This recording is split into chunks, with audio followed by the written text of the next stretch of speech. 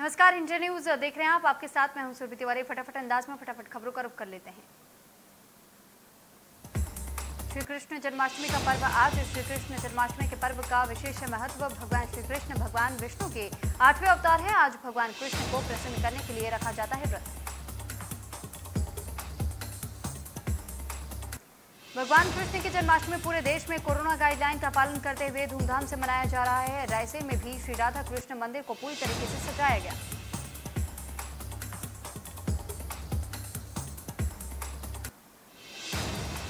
श्री कृष्ण जन्माष्टमी के अवसर पर कृष्ण के ससुराल औरैया के कुदरोट में भी ढोलक की थाप और कृष्ण गीतों से सभी मंदिर गुंजामय।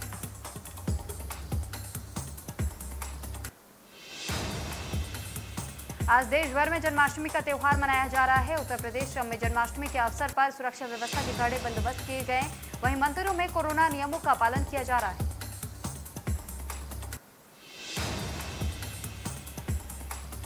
जन्माष्टमी के इस मौके पर उत्तर प्रदेश के मथुरा में श्री कृष्ण जन्मस्थान मंदिर में आरती की गई।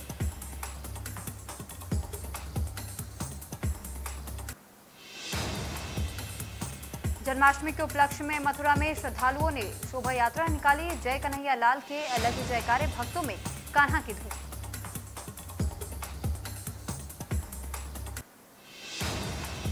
वहीं उत्तर प्रदेश के नोएडा में भी जन्माष्टमी के उपलक्ष्य में इस्कॉन मंदिर में आरती की गई। इस दौरान श्रद्धालुओं ने मंदिर में नाच भी किया।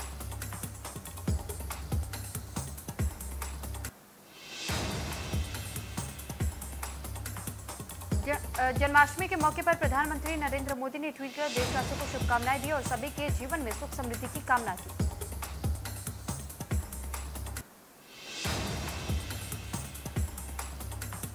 राष्ट्रपति रामनाथ कोविंद ने भी ट्वीट कर जन्माष्टमी की शुभकामनाएं दी और लिखा, ये पर्व भगवान श्री कृष्ण के जन्म चरित्र के बारे में जानने और उनके संदेशों के प्रति स्वयं को समर्पित करने का अवसर है।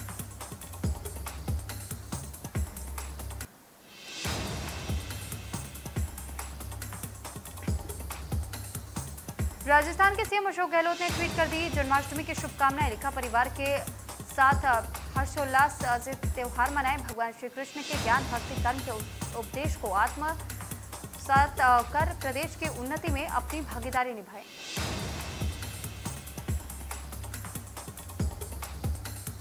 प्रदेश में बारिश के चलते फसल खराब होने पर सरकार करेगी मदद। प्रति एकड़ मिलेगी 9,000 रुपए की सहायता। सीएम भूपेश बघेल ने किया ऐलान।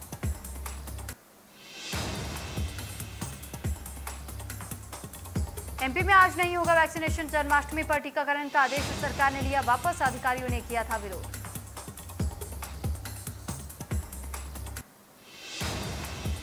कुशाभाऊ ठाकरे की जयंती पर भोपाल बीजेपी कार्यालय में सुंदरकांड का आयोजन किया गया। कार्यक्रम में कई नेता शामिल थे।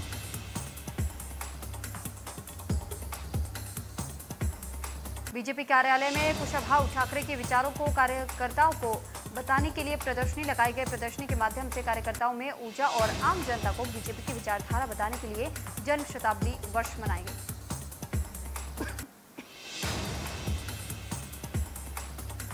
मानसून की बेरुखी ने छत्तीसगढ़ के कई हिस्सों में सूखे की दस्तक दी है। गरियाबंद जिले में भी सूखे के हालात। गांव से सैकड़ों किसान बांधों से पानी की मांग को लेकर जल संसाधन विभाग पहुंचे।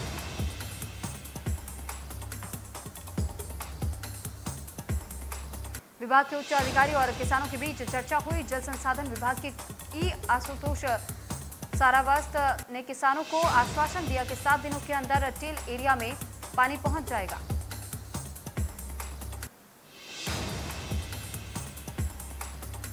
मुंगेली में अंधकार में बच्चों का भविष्य। स्कूली ड्रेस पहनकर खेलते बच्चे। स्कूल में शिक्षक नहीं है मौजूद और साल में 2 बार ध्वजारोहण के लिए आते हैं शिक्षक।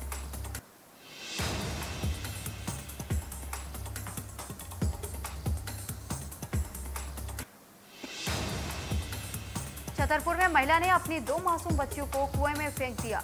बच्चियों को कुएं में फेंकने के बाद महिला ने फांसी लगा ली और महिला सहित 10 माह की बच्ची की मौत।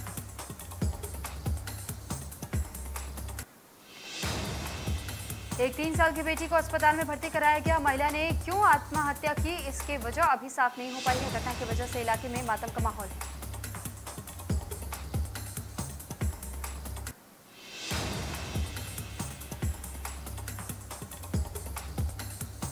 मुरैना में निर्माणाधीन सोने मकान की दूसरी मंजिल के छत पर गौवंशी नंदी चढ़ गया। गौ सेवकों ने 2 घंटे की मशक्कत के बाद नंदी को सुरक्षित नीचे उतारा।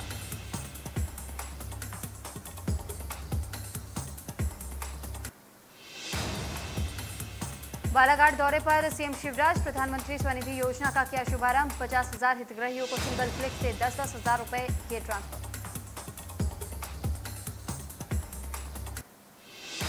नीमच घटना पर मुख्यमंत्री का बयान, कहा ऐसे काम करने वालों को बख्शा नहीं जाएगा, इन्हें कुचल दिया जाएगा। नीमच घटना पर बोले मुख्यमंत्री।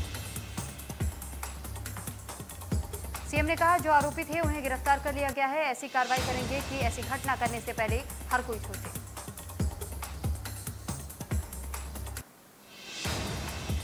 नीमच की घटना पर बोले बीजेपी अध्यक्ष बीडी शर्मा, कहा यह घटना बेहद दुखद, अपराधियों को कड़ी से कड़ी सजा मिलेगी।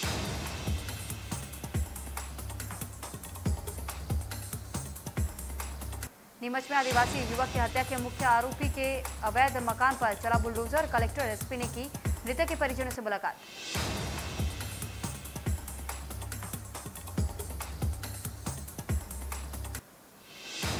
बाल कांग्रेस के गठन पर विश्वास सारंग ने कहा कि यह कांग्रेस का अंदरूनी मामला है। एनएसयूआई के वजह से बच्चों में अनुशासनहीनता बढ़ी है।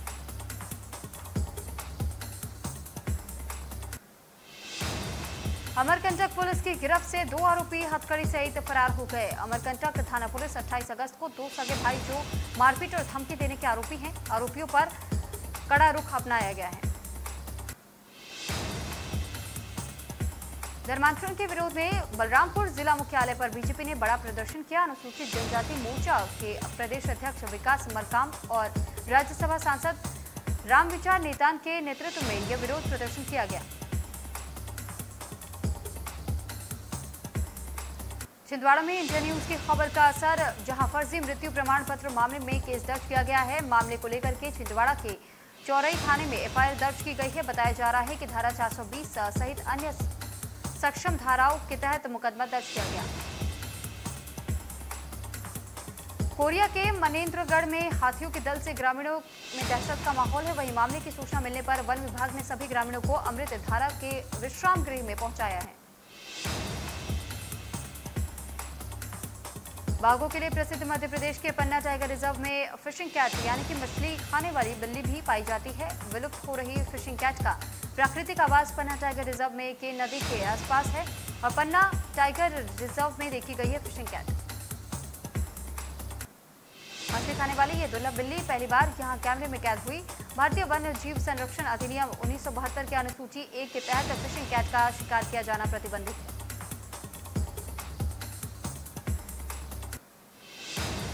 दिसंबर 2023 तक भव्य गर्भगृह में होंगे रामलला के दर्शन। नींव का काम पूरा, अब एक साथ होगा परकोटा और रिटेनिंग का काम।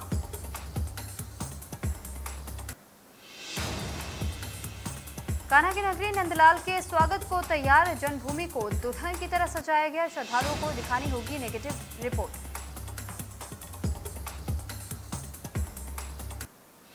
उत्तर प्रदेश के गाजियाबाद में इस बार भी जन्माष्टमी के मौके पर इस्कॉन मंदिर में भक्तों की नहीं मिलेगी एंट्री।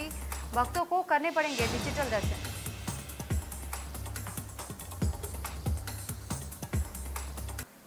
अफगानिस्तान में बदल रहे सत्ता समीकरण को लेकर रक्षा मंत्री राजनाथ सिंह ने कहा कि यह भारत के लिए चुनौती है।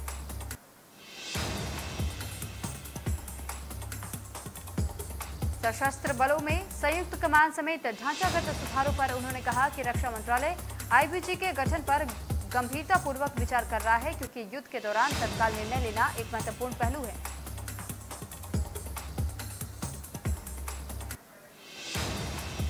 तालिबान ने लड़के और लड़कियों के साथ पढ़ाई करने पर बैन लगा दिया। इतना ही नहीं, नए तालिबानी फरमान के मुताबिक अब अफगानिस्तान में कोई भी पुरुष शिक्षक लड़कियों को नहीं पढ़ा सकेगा।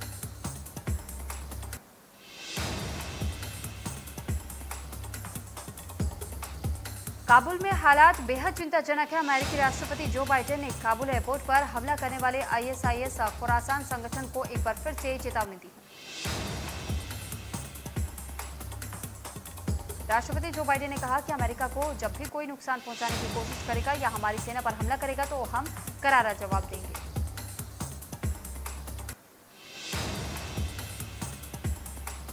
तालिबान ने अमेरिका को अपनी सेना और लोगों को अफगानिस्तान से निकलने के लिए 31 अगस्त तक का समय दिया है।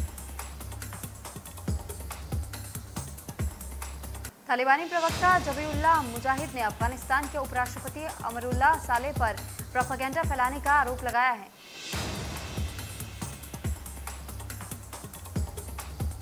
अमेरिका ने कहा है कि 31 अगस्त को अमेरिका से अपनी सेना को पूरी तरीके से निकाल लेगा। काबुल में अमेरिका का निकासी अभियान काफी तेजी से चल रहा है।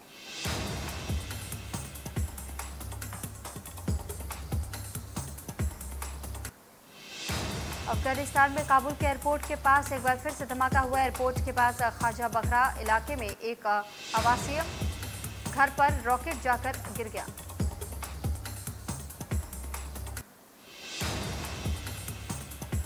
काबुल एयरपोर्ट पर आतंकी हमले का खतरा बरकरार। अमेरिका ने अपने लोगों से तुरंत हटने को कहा। 3 दिन में तीसरा अलर्ट जारी।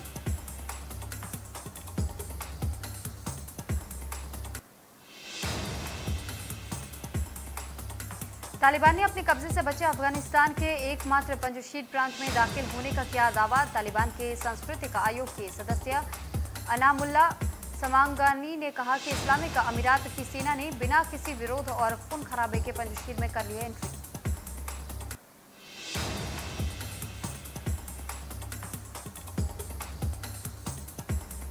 नॉर्दर्न अलायंस के प्रमुख अहमद मसूद के समर्थकों ने तालिबान के दावों को किया खारिज। कहा पंजशीर में नहीं हुई कोई लड़ाई।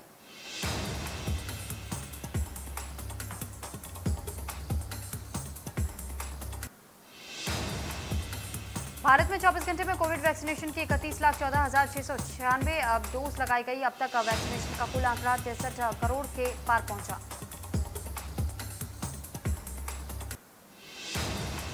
भारत में पिछले 24 घंटे में 42,909 नए मामले सामने आए हैं। 34,763 लोग डिस्चार्ज हुए और 380 लोगों की जान गई। केरल में 24 घंटे में कोरोना वायरस के 29,836 नए मामले सामने आए हैं। 22,088 लोग कोरोना से ठीक हुए और 75 मौत हुई है।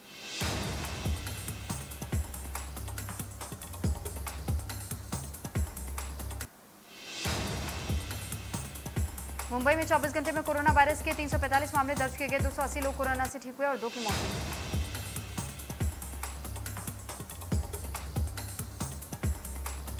तमिलनाडु में आज कोरोना वायरस के 1,538 नए मामले सामने आए। कोरोना के 1,753 लोग ठीक हुए हैं और 22 लोगों की जान गई।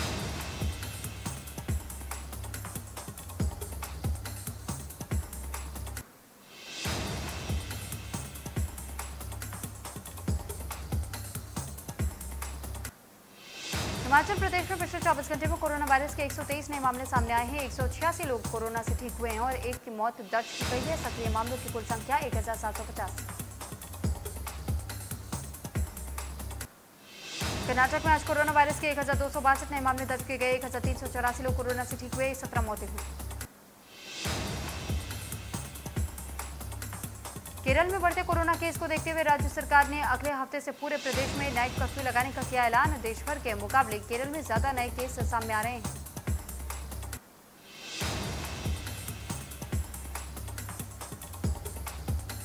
इस साल अयोध्या में आयोजित होने वाले दीपोत्सव में राज्य सरकार 7,50,000 दिए जलाकर अपना रिकॉर्ड तोड़ेगी। पिछले साल 5,50,000 दिए जलाए गए थे।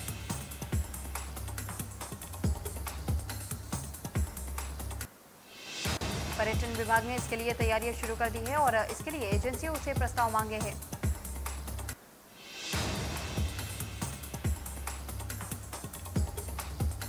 एजेंसियों को इससे पहले 3 दिन तक ट्रायल करना होगा। इसमें 7,000 से ज्यादा वॉलंटियर लगाए जाएंगे। चयनित एजेंसी को Guinness book of world record के अधिकारियों से संपर्क में रहना होगा।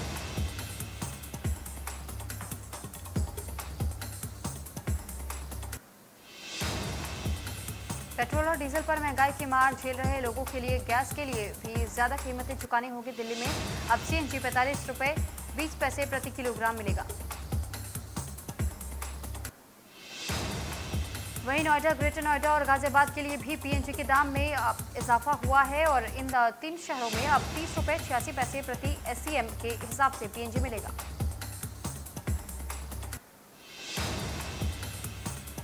टोक्यो पैरालंपिक में अवनी का कमाल। पैरालंपिक में भारत ने 10 मीटर एयर राइफल में जीता पहला गोल्ड।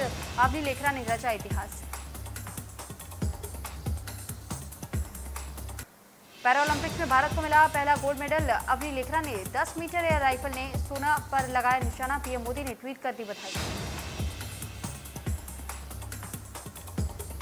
लोकसभा अध्यक्ष ओम बिरला ने भी ट्वीट कर अवनी लेखरा को गोल्ड जीतने पर बधाई दी। टोक्यो पैरालंपिक में भारत को सिल्वर मेडल। योगेश कठुनिया ने डिस्क थ्रो में जीता सिल्वर मेडल। भारत का शानदार प्रदर्शन जारी। खिलाड़ी योगेश कठुनिया ने जीत के बाद कहा, मैंने सिल्वर मेडल जीता है, मुझे बहुत अच्छा लग रहा है। मैं अपनी मां और पीसीआई को धन्यवाद करना चाहता हूं। टोक्यो पैरालंपिक में राजस्थान की बेटी अवनी लेखरा ने जीता गोल्ड और जीत की खुशी में परिवार ने मनाया जश्न। हरियाणा में टोक्यो पैरालंपिक में डिस्क थ्रो F56 में सिल्वर मेडल जीतने वाले खिलाड़ी योगेश कठुनिया के घर बहादुरगढ़ में उनके परिजनों का और रिश्तेदारों ने जश्न मनाया। जैवलिन थ्रो में भारत के देवेंद्र झाझरिया ने सिल्वर और सुंदर सिंह ने कांस्य पदक अपना नाम किया। इस इवेंट का गोल्ड मेडल श्रीलंका के एक खिलाड़ी ने जीता।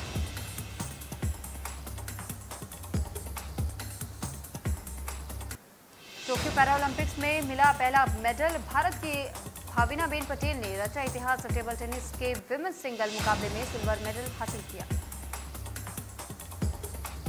भाविना पटेल के सिल्वर जीतने पर राष्ट्रपति रामनाथ कोविंद ने उन्हें बधाई दी और सराहना की।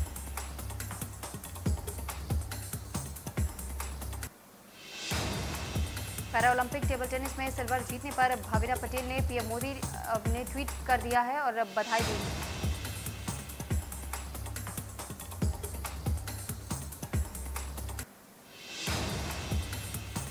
विदेश मंत्री एस जयशंकर ने भी भाविना पटेल को मेडल जीतने के लिए बधाई दी है।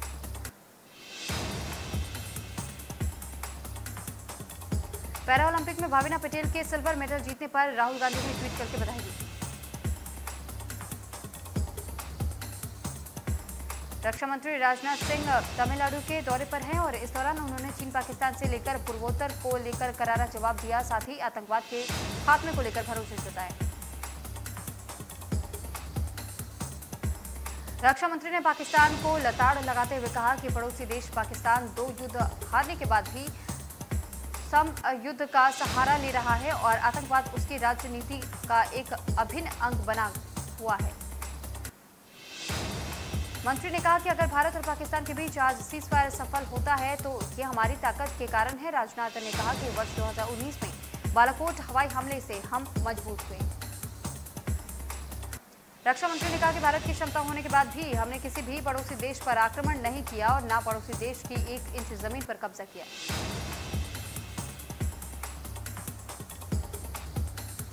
केंद्रीय खेल मंत्री अनुराग ठाकुर और केंद्रीय खेल राज्य मंत्री निशित प्रमाणिक ने मेजर ध्यानचंद नेशनल स्टेडियम में फिट इंडिया कार्यक्रम के 2 साल पूरे होने पर फिट इंडिया मोबाइल ऐप को लॉन्च किया। इस दौरान मंत्री अनुराग ठाकुर ने कहा कि युवाओं को अगर राष्ट्र निर्माण में लगाना है तो फिट युवा ही एक सशक्त भारत का निर्माण कर सकता है। साथ ही कहा कि 70% भारतीय रोज कसरत नहीं करते हैं। इस ऐप के जरिए आपको हर रोज पता चलेगा कि आप कितने कदम चले हैं और आपने कितना व्यायाम किया है। अनुराग ठाकुर ने कहा कि कितनी खुशी की बात है कि राष्ट्रीय खेल दिवस के दिन भारत की बेटी भाविना पटेल ने पैरालंपिक में रजत पदक जीता है। साथ ही कहा कि मुझे पूर्ण विश्वास है कि पैरालंपिक में और भी पदक आएंगे। मैं भारत सरकार से हर भारतीय और अपनी तरफ से भाविना पटेल को बधाई देता हूं। आम आदमी पार्टी 14 सितंबर को अयोध्या में तिरंगा यात्रा निकालेगी। यात्रा में मनीष सिसोदिया मौजूद रहेंगे। आप नेताओं ने कहा है कि यात्रा के पीछे हमारा उद्देश्य हिंदू पहचान, धर्म और राष्ट्रवादी को अलग करना। पुणे में सेना ने नीरज चोपड़ा के नाम पर रखा स्टेडियम का नाम। रक्षा मंत्री राजनाथ ने देश के पहले एथलेटिक्स खिलाड़ी बनने के लिए किया सम्मानित। दबंग एक्टर सलमान खान ने रविवार को बिग बॉस 15 का एक नया प्रोमो शेयर किया। प्रोमो के अनुसार अब बिग बॉस 15 में घर पर पैर रखने से पहले कंटेस्टेंट्स को एक जंगल पार करना होगा। वीडियो को सोशल मीडिया पर शेयर करते हुए सलमान खान ने कैप्शन में लिखा कि संकट में जंगल फैलेगा, दंगल पे दंगल, क्या आप तैयार हैं बिग बॉस 15 के लिए? सिंगर और रैपर हनी सिंह तब सुर्खियों में आ गए थे जब बीते 3 अगस्त को उनकी पत्नी शालिनी तलवार ने उनके खिलाफ घरेलू हिंसा की शिकायत दर्ज कराई थी। शिकायत में शालिनी ने बताया कि हनी सिंह पिछले कई सालों से उन पर शारीरिक और मानसिक शोषण कर रहे हैं। और यहाँ रुकेंगे, छोटे से ब्रेक के लिए, जल्द हाजिर होंगे।